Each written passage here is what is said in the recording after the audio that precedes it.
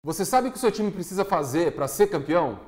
Melhor defesa ou melhor ataque? Fator casa ou ser um visitante indigesto? O campeão brasileiro tem uma cara e a gente vai mostrar ela agora para vocês.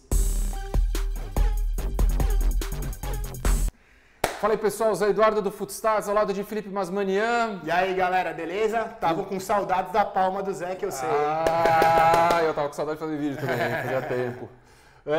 Cara, vamos falar de um assunto muito legal. Vai começar o campeonato mais legal, na minha opinião, que tem, o Campeonato Brasileiro, daqui 2, 3 dias. Com vários postulantes ao título, né? Não tem outro lugar no mundo onde você consiga assistir realmente futebol que tenha isso. A gente vai tentar dar uma cara, explicar para vocês algo que pertence ao campeão todo ano, ou na maioria das vezes. Melhor ter o melhor ataque, a melhor defesa, visitante ou mandante, e a gente vai destrinchar isso aí. Ficou um material bem bacana, né, Masman? Lembrando que não é uma fórmula mágica, a gente vai até mostrar para vocês que não existe só um jeito de se jogar. Isso é importante. Mas a gente vai mostrar algumas marcas que o seu time precisa obter para brigar pelo título. Não tem um modelo, não tem uma fórmula única. Palmeiras e Corinthians, principalmente nos últimos anos, trocaram. Muito contrastantes. Tem uma tela muito boa sobre isso. A gente vai mostrar o que seu time precisa fazer para estar aqui ao final do ano, para englobar. Em dezembro? Em dezembro. Puta que pariu. Para começar, a gente fez esse recorte aqui do Brasileirão desde 2010. Os últimos 9 campeões brasileiros, que tá uma constante, né? 2 títulos do Fluminense aqui no começo, 3 títulos do Corinthians, 2 títulos do Palmeiras, 2 títulos do Cruzeiro. Então tem uma cara, esses times fizeram algo de parecido. E a gente vai começar com uma conta bem simples aqui, que é a dos gols marcados. Esses são os campeões. Fluminense foi o 4º. O Corinthians, o 8º? 8º só em 2011, foi o 8º melhor ataque. Caramba, segundo, a turma aqui primeiro. Aí, quase todos primeiros. Cruzeiro incrível aqui com 77 gols, um ataque muito forte. Olha o Corinthians de novo aqui, cara. O Corinthians em 4º, foi campeão em 2 anos não sendo o melhor ataque. Em 2015 foi. Mas agora a gente vai mostrar para vocês o contraste com a defesa. O fato de você ter a melhor defesa, a defesa que menos sofre gols. A gente já vê logo de cara como é mais importante você ser um time seguro atrás do que um time que faz muitos gols. Cara, então de cara a gente já está afirmando que é melhor você ter uma defesa mais forte do que um ataque. Exato. Só o Cruzeiro aqui, de todos esses times, não teve a melhor defesa e um time que era muito ofensivo, né? Como a gente viu na outra tela, um time que em 2013 fez 77 gols, em 2014 fez 67 também. Foi um caso bem específico do Cruzeiro. Mas a nota de corte é 1 gol por jogo, é isso? 1 gol por jogo no máximo. Todos esses times aqui a gente consegue ver que o Cruzeiro foi o que mais sofreu gols com 38 em 2014. Ou seja, se o seu time está sofrendo mais de 1 gol por jogo, na 12ª rodada, você já pode desconfiar, tá? Você já pode ter certeza que o seu time precisa melhorar muito para brigar pelo título. Então é esse corte, mais de 1 gol por jogo para ser campeão, muito difícil. E esse lado da defesa, cara, tem um pouco, não sei porque que sempre me remete ao fato do Muricy no tricampeonato, o pessoal quer uma defesa muito forte e tal. Muito forte. O Footstats existe desde 2005. Em breve mesmo, nas próximas semanas, a gente vai trazer dados antigos e a gente vai fazer essa comparação aí nos últimos... A defesa do Muricy sofreu 19 gols em 38 jogos, sofria meio por jogo em um dos títulos do tricampeonato. Sofria só meio gol por jogo, a gente consegue ver como foi forte. Essa defesa do Palmeiras do ano passado também fortíssima, 26 gols sofridos. 15 e 11, né? 15 no primeiro turno, 11 gols sofridos no segundo turno, quando foi aquela arrancada. De uma porrada de vitória. Agora a gente vai fazer o mesmo raciocínio para fator casa e fator fora, você ser mandante e você ser visitante. A gente vê aqui logo de cara que os melhores mandantes levaram 1, 2, 3, 4, 5 títulos. De 9, de 8? 5 de 9. 5 de 9 tiveram a melhor campanha como mandante. Sempre com porcentagens de aproveitamento aqui acima dos 70%. Esse Fluminense aqui que foi o mais fraco, né, o de 2012, no fator casa. Mas respondeu muito bem como visitante. Cara, 5 de 9 é inconclusivo. Agora, 8 de 9... 8 de 9 com o Fluminense aqui sendo o segundo, o único que não foi o líder, que foi o melhor visitante.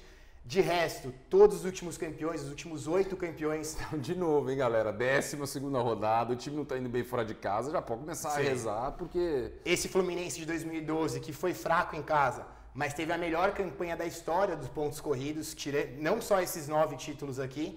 Desde 2003 foi a melhor campanha como visitante, 68,4% de aproveitamento. Isso é importante ressaltar, fora. Cara. Repete para mim, por favor, como é que é? O Fluminense foi o melhor dos pontos corridos no fator visitante. Esse de 2012 aqui, 68,4%. ninguém bateu essa marca. Cara, volta uma tela para ver como é que ele foi em 2012 como mandante. 66,7, o quinto melhor Ou só. Ou seja, o pior também desse retrato. O pior desses aqui, o único abaixo de 70%. Mas como visitante, compensou muito. Ele deu porrada em todo mundo de longe. Aí um fator interessante também. Em 2017 e em 2018, o Corinthians e o Palmeiras como melhor mandante e como melhor visitante também. Certo. Campanhas muito boas, muito sólidas, campeões mais do que merecidos. Bem legal isso aí. Vamos seguir nosso raciocínio agora para a posição no primeiro turno. E a gente já vê logo de cara que quase todos os campeões já estavam liderando o campeonato ao término do primeiro turno. Deixa eu te interromper. A gente vai contar aquela história do Guardiola em algum momento? Vai eu nunca contar. sei. Já as 8 primeiras tela. ou 8 últimas? Vai, eu nunca na sei. Na próxima tela a gente já vai ver esse contraste do Guardiola. Boa. Mas desculpa, você estava falando, então, posição no primeiro turno é super importante. Super importante. 7 já lideravam. O Fluminense era segundo com 1 ponto a menos do que o líder na época. E esse Palmeiras aqui que fugiu bastante dessa régua aqui. A gente está falando que tem um padrão. O Palmeiras mostrou que é possível fugir um pouco desse padrão no ano passado. Mas vou alertar você pela enésima vez. O índice Footstats. Aqui na virada do turno, o Palmeiras, a gente já mostrou em outros vídeos, assumiu a liderança no índice Footstats. Então a gente exatamente na virada do turno. Exatamente, acho que no 3-0 em cima do Vitória. Em cima do Vitória, fora de casa. Isso. Assumiu a liderança do índice Footstats, não perdeu mais e chegou líder no campeonato. Sim, e mais, eu vou avançar na nossa afirmação.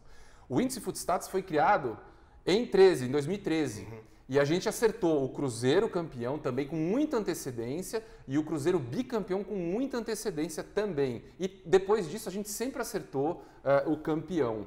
E, enfim, cara, esse aqui foi radical do Palmeiras. E aí o Zé falou da história do Guardiola, que ele afirma que o campeonato é vencido nas 8 primeiras rodadas. Não são nas últimas? É, ao contrário, exatamente. Ele fala que é vencido nas 8 últimas e é perdido nas 8 primeiras. Tá. E a gente já vê a posição dos times aqui ao término da 8ª rodada. O Nelson Piquet fala a mesma coisa na Fórmula 1. Fórmula 1. Ele falava, uma corrida se perde na primeira volta. Nunca se ganha na primeira volta. Um negócio justo. Assim. E aí a gente vê aqui a distância, normalmente passados 8 jogos, ao término da 8ª rodada, os times costumam estar bem próximos da liderança. Os casos que fogem um pouco aqui é o Corinthians de 2015 com o Tite, que estava a 5 pontos do líder na 7ª posição, e o Palmeiras, que a gente já viu que foi uma exceção muito grande, fez uma campanha de recuperação gigantesca, que ao término da 8ª rodada era só o 11º, mas com 6 pontos do líder. Então dá para saber que essa margem de 6 pontos, 5 pontos do líder é o máximo do máximo que você pode ter depois de 8 rodadas. Verdade, cara. Difícil, quer dizer, pelo índice a gente conseguiu na virada, não eram as 8 primeiras, ele estava numa posição melhor, mas de fato, cara, 6 pontos, 11ª colocação, é completamente fora do padrão, né? Exato. Ó, 2, 1, máximo 5, enfim. Agora a gente vai falar de estatísticas de jogo mesmo, finalizações certas, que é a estatística mais importante do futebol. Outro item que a gente sempre bate bastante nessa tecla. Bastante, hein, cara? Aqui a gente muda um pouco a régua, vocês estavam vendo os gráficos, aqui eram as posições do Campeonato Brasileiro, de 1 a 20. Aqui é uma escala da quantidade de finalizações. Aqui embaixo, 2 finalizações certas por jogo, que é uma marca muito baixa, costuma ser perto dos times rebaixados.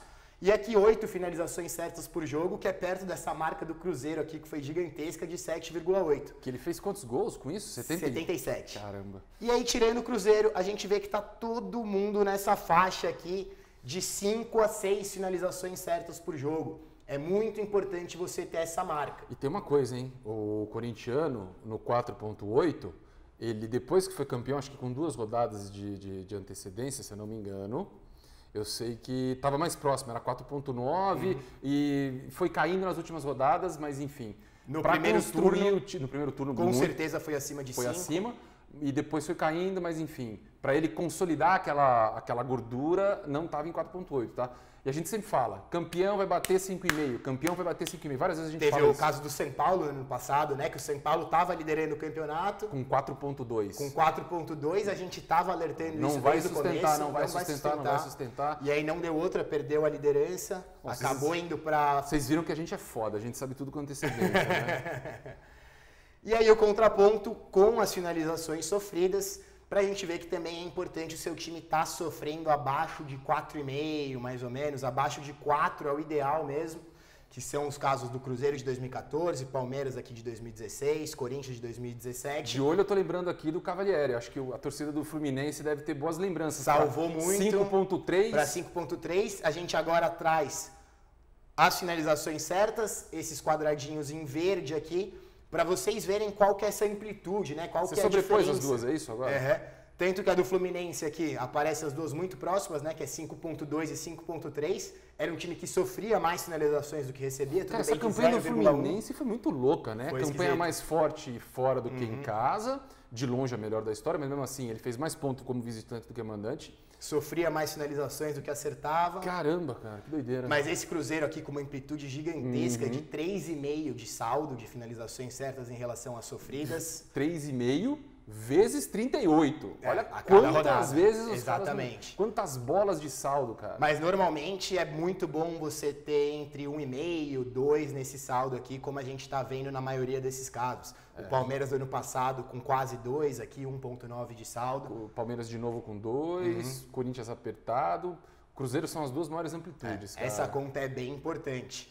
Agora falando especificamente dos últimos 4 campeonatos, a gente vai cortar essa conta aqui para Corinthians e Palmeiras. Por que você cortou? Para mostrar? A nossa ideia aqui é mostrar que não existe só um jeito de ser campeão. A gente pegou esses últimos 4, que são os campeões mais recentes, que o estilo de jogo dessas equipes está mais na nossa memória, para mostrar isso aqui.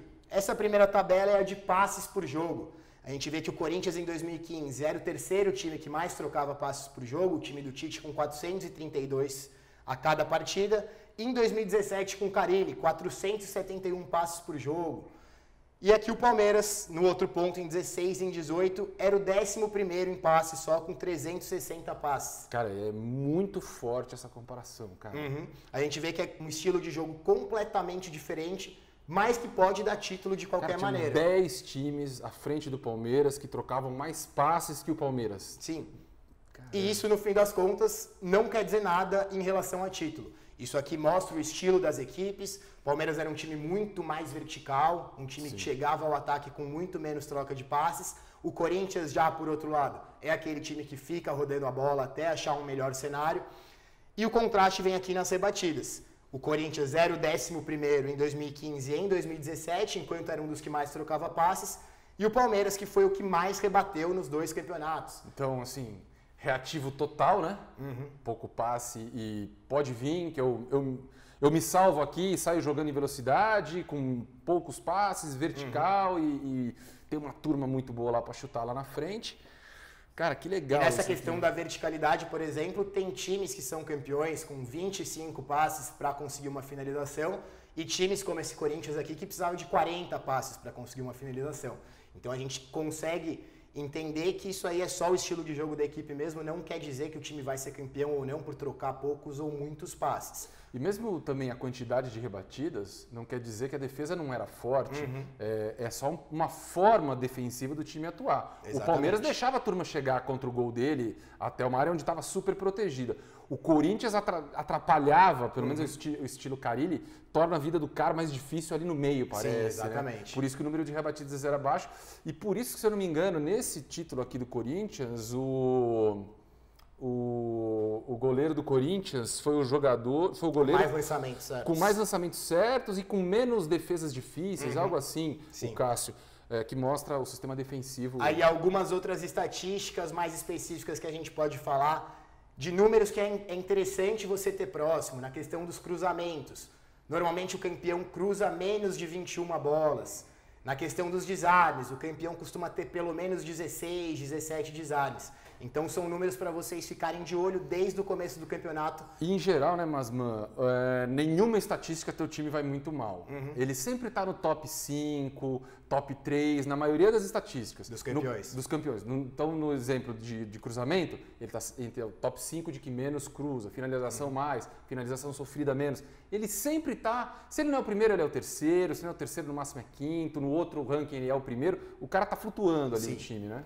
E aí a última informação que a gente vai dar é a do peso do elenco. Pensei que você ia falar que ia ser campeão antes de começar a porra do campeonato. Eu falei, pô, nós estamos bem pra cacete. Ainda não. Mais pra frente a gente pode palpitar, mas por enquanto ainda não. Tá bom. Mas a última informação é a do peso do elenco. tem um dado muito interessante que dos últimos 7 campeões brasileiros, 5 tiveram a equipe com mais jogadores diferentes fazendo gols, sempre na casa dos 20 jogadores. 5 de 7, o Palmeiras no ano passado foi o segundo. Então Quem foi o primeiro? Foi o Atlético Paranaense, que teve mais jogadores diferentes fazendo gols. Então a gente consegue ver que dos 7... fez uma puta campanha no segundo turno. Olha como tem Dos total... últimos 7, 5 eram os líderes nesse quesito, o time que tinha mais jogadores diferentes, e o Palmeiras era o segundo. Então é importante ter um elenco farto, um elenco que vai te dar muitas opções para revezar também nas competições. Cara, essa informação, na verdade, ela é muito boa mesmo. Mas é só para comprovar um raciocínio muito simples que o torcedor tem, né, cara? A questão de você ter banco e ponto final. Tem cara que não tem para quem substituir, é uma merda. O banco tá refletindo nesse teu número aí. Concorda? Concordo completamente, tem toda essa relação. Ainda mais agora que as competições estão se estendendo até o final da temporada, Libertadores até o fim da temporada, Copa do Brasil até o o fim Grêmio da temporada. priorizou, o Cruzeiro priorizou, quem mais? O Palmeiras. O Palmeiras priorizou, mas tinha 2 times e meio, vamos dizer assim. E, enfim, o cobertor fica curto conforme a coisa vai andando. É isso, importante ficar de olho nesses números. A gente espera dar uma base legal para vocês poderem conferir se o seu time vai poder ser campeão ou não. E a gente vai falar muito de ranking a partir de agora, até para dar apoio ao Cartola também. E a partir dessa semana já a gente vai falar. Amanhã é quinta-feira, né? A gente está gravando o vídeo na quarta, amanhã é quinta-feira.